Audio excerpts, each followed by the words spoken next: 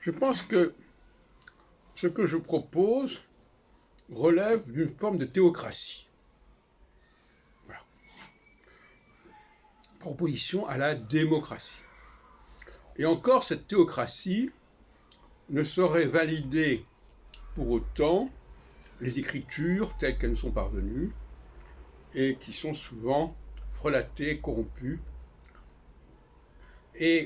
Mais cette théocratie, ça veut dire qu'il faut s'en tenir au plan divin initial. Et quand je dis plan divin, je pense aux dieux au pluriel, plutôt qu'au singulier, aux Elohim, si on veut, puisque c'est un pluriel, les Elohim, qui ont instauré un certain ordre des choses, combinant ce qui est sur Terre et ce qui est autour de la Terre, c'est-à-dire les planètes qui tournent autour de la Terre, enfin qui tournent dans le point de vue géocentrique, évidemment, mais pas l'univers dans sa totalité. Les dieux auxquels je crois, ce ne sont pas les dieux qui sont à l'origine de l'univers. Ils sont des dieux beaucoup plus modestes, qu'on pourrait appeler des démiurges d'une certaine manière, des fils. Le mot fils est fondamental. Ce sont les fils de Dieu et non pas les dieux. Ou comme Jésus se dit fils de Dieu.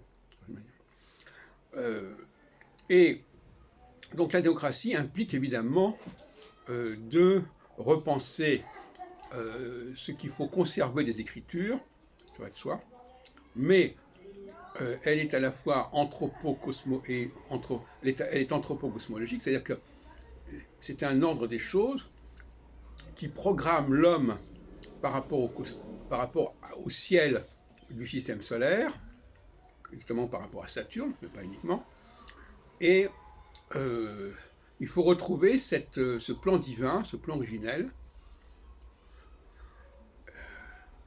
et l'instaurer pour se substituer, pour reprendre la place qu'il devrait avoir, parce que, comme je l'ai dit dans plusieurs vidéos ce matin, tout ce que l'homme invente, le droit, pour moi le droit, c'est quelque chose inventé par les hommes et non pas par les dieux. On met souvent sous le compte des dieux des lois humaines. Par exemple, il est évident que les 10 commandements ne sont pas de l'ordre de la théocratie. N'importe qui peut inventer des commandements de ce genre. En revanche, mettre en rapport l'homme et le cosmos, ça, c'est pas la portée du premier venu. Ça demande une technologie, une puissance créatrice très supérieure. Et c'est ça la théocratie. Donc, on a une lutte entre... Il y a le déni de réalité. Pour moi, la théocratie correspond à la réalité. C'est la réalité fondamentale. C'est ce qui a été instauré sur cette terre. Vous me direz, bah oui, c'est une réalité qui a été elle-même créée, mais ça a été créé par des dieux. Et quand les dieux créent quelque chose, ça devient la réalité. Mais cela dit, les dieux ne créent pas la réalité dans son originalité, dans son origine. Les dieux sont nés de la réalité, ce sont les fils de la réalité, et en même temps, ils créent une nouvelle réalité. Et il y a une troisième réalité qui est celle du droit, qui est celle des hommes. Donc finalement, nous avons cette théocratie dont je parle, elle est intercalée entre la loi des hommes et la loi de l'univers.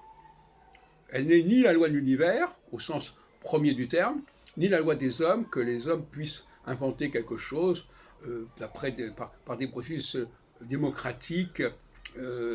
Ils établissent des lois qui leur permettent de nier le réel, en tout cas de nier cela.